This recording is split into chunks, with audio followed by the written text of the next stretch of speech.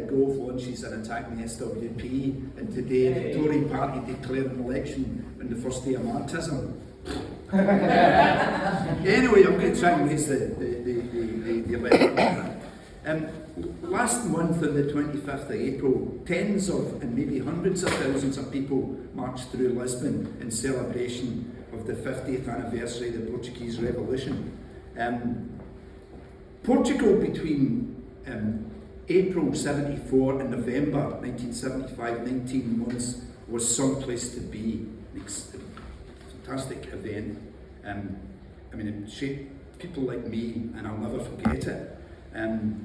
Tony Cliff wrote at the time, the weakest link of the capitalist chain in Europe can become the launchpad for the socialist revolution across the continent. I joined the International Socialists at the end of 1972, largely because of what had happened in 11 months previously. The mass strikes and the occupations that culminated in the toppling of the Heath Tory government in February 1974 was the context in which the International Socialists trebled in size and transformed their organisation in an attempt to challenge the impact of the Communist Party and baleful impact of what was then a powerful Communist Party inside the British trade union movement. Youngsters like me and the International Socialists thought there was going to be a revolution. If you look back 3 years to 1970, the Communist parties around the world and reformists everywhere were celebrating the election of the Allende government in Chile in 1970, Popular Front government, and celebrating it as the proof of the success of the parliamentary road, the peaceful road to socialism. Sadly, 3 years later, in September 1973, that government was toppled in a bloody coup, the bloodiest coup we've ever seen, probably since the war.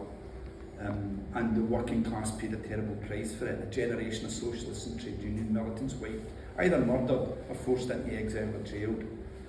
The best response to that came 7 months later in April in Portugal. I mean, youngsters like me in the IS thought when the Tory government fell it was going to be a revolution. We thought it might be in Britain. Strangely, it came in the most backward country economically in Europe, a country that you could describe as pre-stricken, and a country where there had been, fascist, or certainly a dictatorial government for 48 years or longer. So it was a bit of a surprise.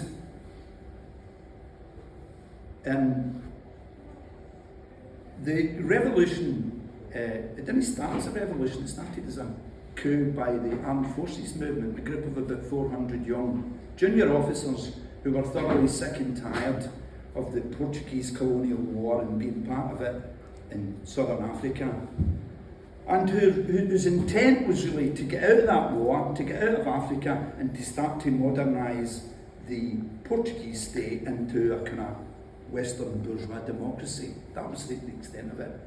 In fact, it went much beyond that. What happened is, famously, in the 25th of April 1974, about 20 minutes past midnight, a radio station called Radio Renaissance, which was actually a Catholic radio station in Lisbon, broadcast a song that was the trigger for this coup that the young officers were planning. And people woke that morning to find tanks and soldiers in the streets. Who'd ordered this? Because, as I mentioned, Portugal for 40 years had been a fascist state. There was mass ranks of fascists. There was a thing called the Portuguese Legion that boasted 100,000 members who were modelled in the black shirts. Unions, there was state unions, but they were run by the corporate state. There was no free trade unions. There was persecution, blah, blah, blah. And then suddenly the Caetano regime was toppled. It was not their intention to have a revolution, far from it. The intention was to topple the state and reform it. And so, later, the armed forces movement, months later, they would argue that they triggered the revolution and they were the motor behind it. Actually, in the immediate aftermath of it, they told people to stay at home. When they were in the streets, on seven different occasions, the officers' movement told people to stay calm, stay at home when it comes to the streets. But that's not what happened. That's not what happened at all. From day one, the workers flooded into the streets, and despite being told not to do it, en masse they embraced the rank and file soldiers. You'll see the photographs. Folk have shown me some of the journals that were produced at the time of it was called the Revolution of the Flowers, because people stuck carnations in the rifles of the troops. People got on the tanks with red flags, the tanks that were there, and took the troops, not only celebrated with the troops, but determined to take them to where the fascist secret police were, where the collaborators with the regime were, to tackle them. On May Day, which was 5 or 6 days later, 100,000 marched through Lisbon. This is, a week earlier, it's a fascist dictatorship. And May Day, 100,000 soldiers, sailors, and workers marched through Lisbon, taking over the streets and linked arm. Again, people will have seen the photographs. It's an enormous demonstration of tanks, people in rifles, sailors' uniforms, men and women, banners, fantastic May Day. And people thought this was going to be the peaceful revolution of the flowers. What in fact followed wasn't peaceful at all. What happened was the creation of a big, huge mass working class movement that was built overnight, that led mass strikes, occupied factories, actually rebuffed 2 attempted military coups, just as the workers in Russia did in July 1917. There were actually 5 governments. They toppled 5 governments and built, it wasn't like up and down like a stick like the 1968 events in France. This was an explosion of resistance and struggle that lasted 19 months. And we'll come to the end in a minute. But it was an amazing, for people who'd been downhearted because of Chile, it was a fantastic response to see out of a fascist regime an explosion that was moving in the direction of workers' power. Within a week of that May Day demonstration, or within a week of the strike, the coup in the May Day demonstration, there was a junta, a provisional government, if you like, cobbled together, led by a man called Spinola. Spinola had been one of the generals and actually had been apparently fought at Stalingrad inside of Hitler, had been a prop of the regime for years, had been one of the generals in Africa. He had changed his mind, like a section of the Portuguese ruling class, because the Portuguese war was costing them half the annual budget. Portuguese capitalism was a basket case, and this was a wing of people who wanted, it's like, what's it they say in the great film about the Italian bourgeois revolution? In order for things to stay the same, everything has to change. It was that kind of transformation they were looking for. They were looking to modernise a state and make it competitive and build links with what was called the European Common Market, then it's now EU, with NATO and compete in the modern world. So this government, led by this general, is calling for elections and democracy. And he was backed by large sections of the Portuguese capital and by foreign capital, because Britain was Portugal's oldest ally, I think, right through the fascist days. There was massive British investment, British factories located there because of low wages, lack of trade unions. So there was lines. It was a bit like, this provisional government was a bit like the provisional government that arrived in February 1917 in Russia, when the liberal landed and capitalist class stepped in to say they were socialists, say they were in favour of the revolution, but really put themselves at the head of the revolution to try and stop it in its tracks, to keep Russia in the war and to have a modernisation of Russian capitalism along with its allies that were fighting the war against Germany. That's exactly what happened in Portugal in April. But actually, it went far beyond that. In Socialist Worker, if I can find this, in Socialist Worker, it was 4 days after May Day, a man called Alvaro Miranda, I'll find the quote, hold on, yeah, here it is here, who was one of the organisers of the Portuguese Workers' Coordinating Committee, wrote in the May Day edition of Socialist Worker 1974, "The coup has the backing of Spinola and the section of the ruling class which hoped to contain it. But the signs are that it has unleashed forces which have already taken movement far beyond the ruling class, where the ruling class wanted. When political prisoners were released from the Caixas prison, the troops were under orders to release only some of them. But the prisoners refused to leave unless all were freed.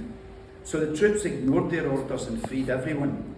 The rage of the crowd that attacked the headquarters of the hated political police forced the army to arrest all of the police agents and put them in the jails that had just emptied out of political prisoners. If the demands of the working class are carried forward, it will not just be fascism that's overthrown, but the whole Portuguese ruling class." And the next few months, proved the validity of what Rosa Luxemburg wrote about in periods of revolutionary, pre-revolutionary periods, economic struggles become politicised and vice versa. Political struggles transfer and enrich the economic struggles and raise workers' sides. And that's precisely what happened. Overnight, a mass movement was built. Overnight, in days, a mass movement appears. Partly because, it's like a pressure cooker when you keep the lid on it and there's no valve, the steam bowls up. It was that kind of explosion. Nobody had predicted it. In a sense, it was like the Russian Revolution, because that's what happened there. Nobody planned it. It exploded because somebody took the valve out of the pressure cooker and it exploded massively. And that was seen clearly. Within weeks there was over 200,000 workers in all sectors of the economy were in strike for wages, to save their jobs, and for what was called saneamento, the cleansing of the fascist state of all the secret police and its hangers-on, and as well. And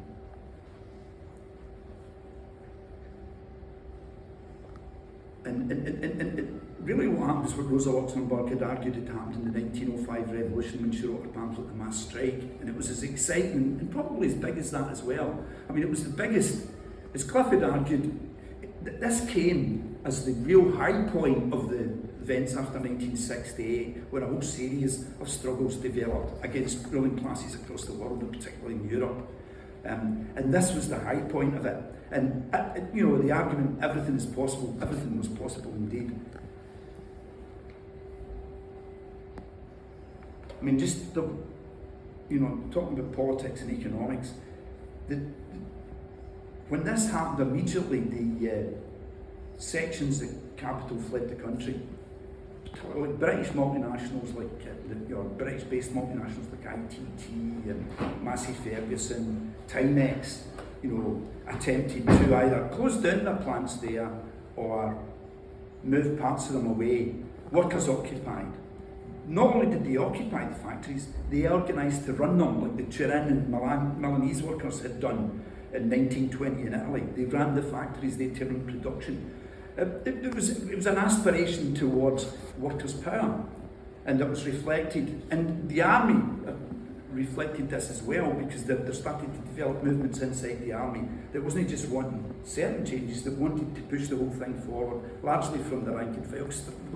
The middle class young officers who were radical and wanted to push it, many of the rank and file soldiers wanted to go beyond that, and that began to happen. While this is happening, it begins to spread. I mean, for example, Lisbon in particular, but Portugal was famous then for favelas, shanty towns in the outskirts of the major cities. There was a huge movement, community-based movement, to seize the properties of the houses of the wealthy, second homes and stuff like that, and redistribute them for people who needed houses. There was community campaigns set up to have creches, to run the nurseries, to have clinics. Miners went on strike for holidays, right? There was a national miners' strike for holidays. Landless peasants in what's called the Alentejo, southern Portugal, grabbed the land just as the peasantry in Russia had done and set up communes to run the land. The school kids, not just the students, but there was a national school children's strike in support of what was going on. Fantastic.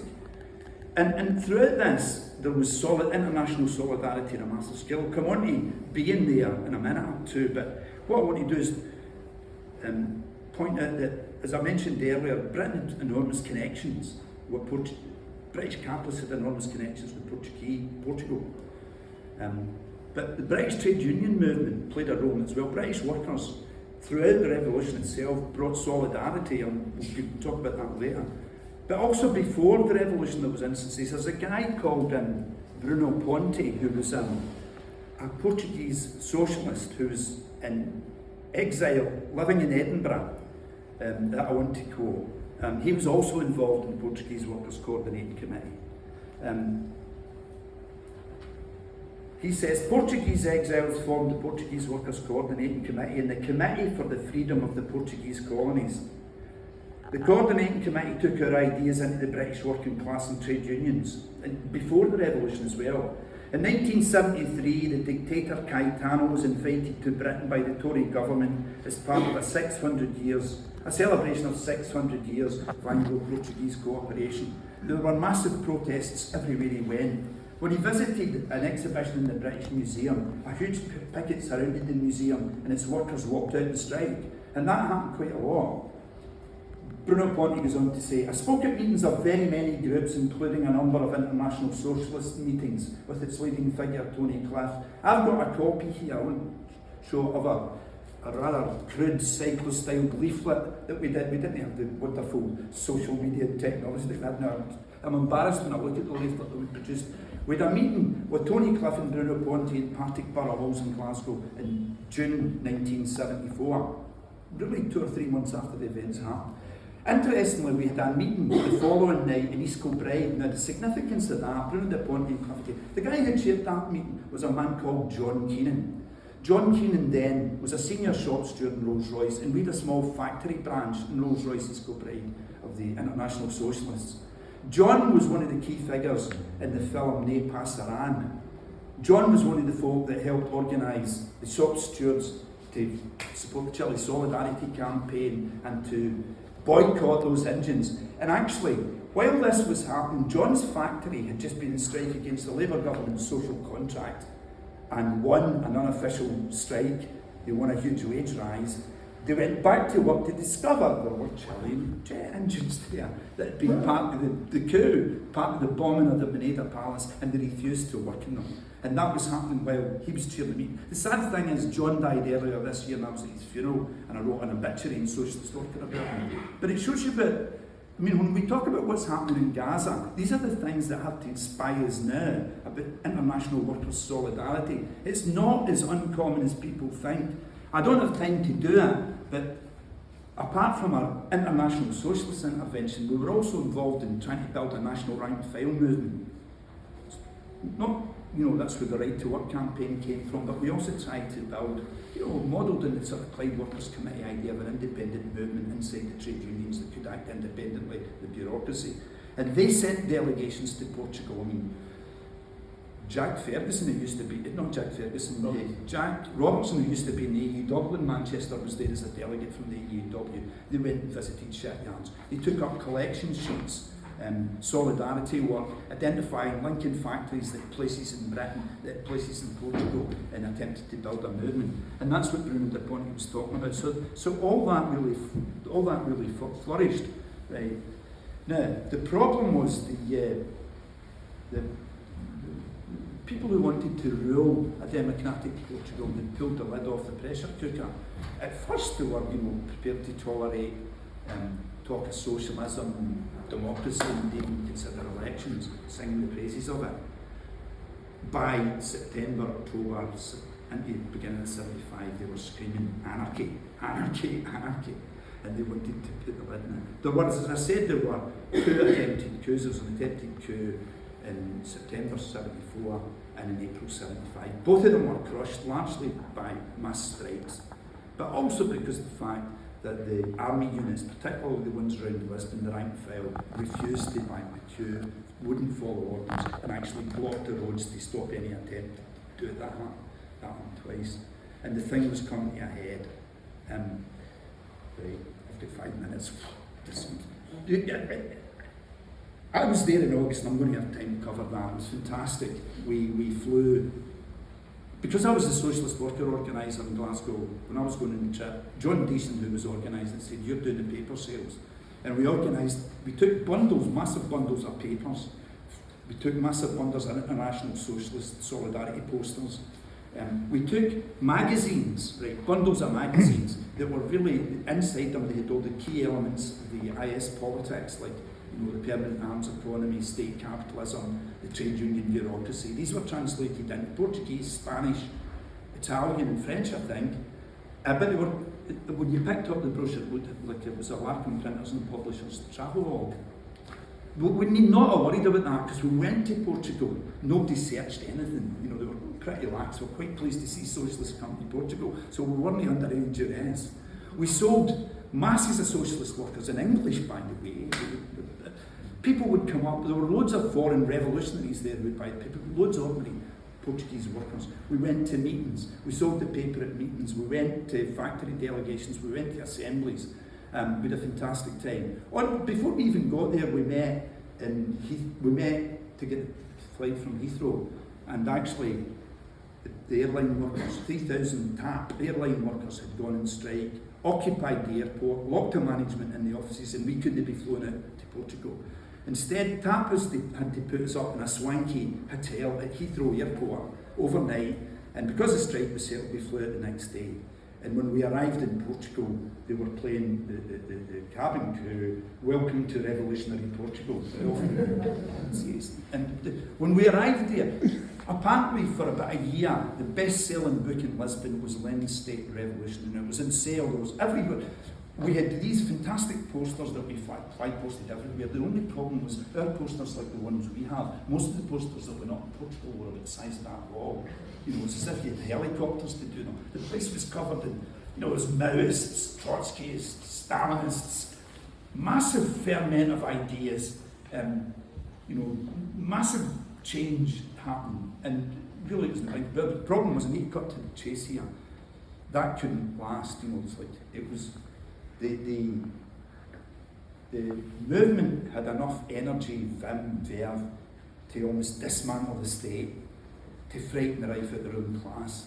But the problem was, couldn't connect and couldn't deal with the reborn Spanish Socialist Party under a man called Mario Suarez, who'd been an emigre and who was, ushered back really by the Callaghan-Wilson government, the German Social Democrats who were in power at the time, funded with the CIA, who rebuilt a socialist party, the Portuguese Socialist Party.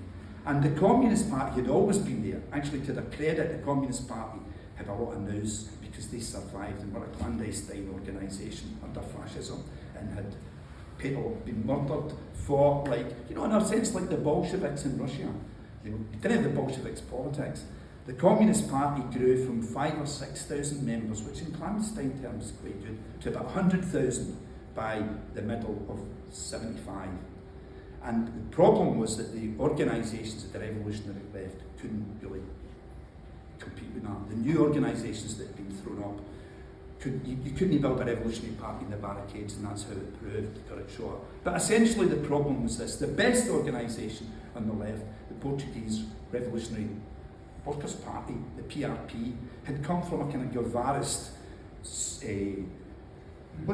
substitution, brave individuals for the working class tradition, and were more interested in the guns and getting armed in their armed wing.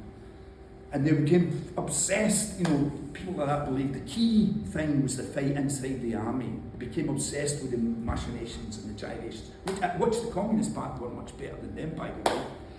And they did that to the extent that they didn't ignore it, but it wasn't their top game, the factories, the workplaces, the emerging workers' councils. They did not have a reasonable newspaper. They didn't have anything like socialist work. In fact, the thing got really tough in September 1975, and it was clear the right were trying to organise against them. And there was a huge demonstration in Lisbon. They agreed, along with the rest of the left, that nobody would sell their literature in the demonstration. In other words, you don't argue with the CP, the CP want to be in government. They want a bourgeois government that will bring democratic reforms. They do not want a revolution. They do not want a revolution. And they blocked it. And the coup came on the 25th. Because of that, the Communist Party triggered an insurrection, then backed off. And they backed off doing secretly a deal with the right-wing army officers, because the army movement had been moving to the right.